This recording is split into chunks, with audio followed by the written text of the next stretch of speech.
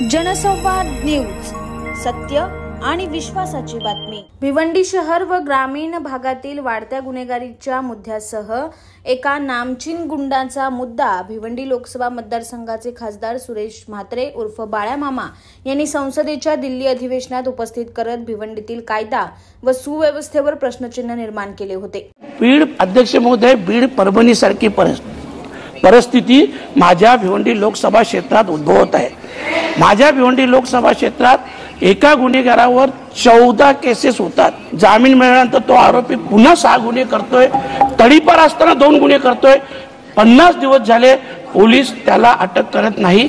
तो आरोपी सार्वजनिक कार्यक्रमात, लग्न विवाह असेल, टुर्नामेंट असेल, जाहीररित्या फिरत असतो। माझं म्हणणं असं आहे की ही बीड परभणी सारखी परिस्थिती माझ्या भिवंडी लोकसभा क्षेत्रात येऊ नये आणि खास करून जे खासदार निधीचा विषय झाला त्याच्यात नक्कीच आपण वाढ करावी, कारण 6 मतदारसंघ आहेत आणि आपण माझं ऐकलं त्याबद्दल मनापासून आपला धन्यवाद देतो, आभार व्यक्त। या घटनेनंतर पोलीस प्रशासनानं त्या भिवंडीतील नामचीन गुंडाचा शोध घेऊन इगतपुरीमधून अटक केल्याची माहिती वरिष्ठ पोलीस निरीक्षक दादासो एनके यांनी दिली आहे।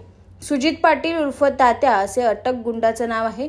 खळबळजनक बाब म्हणजे गुंड सुजित पाटील उर्फ तात्या यांच्यावर भिवंडीतील विविध पोलीस ठाण्यात 14 गंभीर गुन्हे दाखल असून एका गुन्ह्यात त्यांना मोक्का अंतर्गत कारवाई करून 4 वर्ष जेलमध्ये बंद होता। त्यानंतर जेलमधून बाहेर पॅरोलवर असतानाही काही गुन्हे केल्याचं पोलीस तपासात समोर आलंय।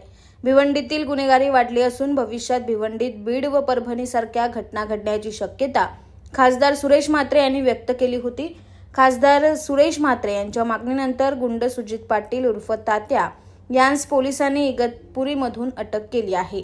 जनसंवाद न्यूज, सत्य आणि विश्वासाची बातमी। आजच सबस्क्राइब करून बेल आयकॉनला क्लिक करा आणि पहा ताज्या घडामोडींचा अचूक अंदाज आपल्या मोबाईलवर।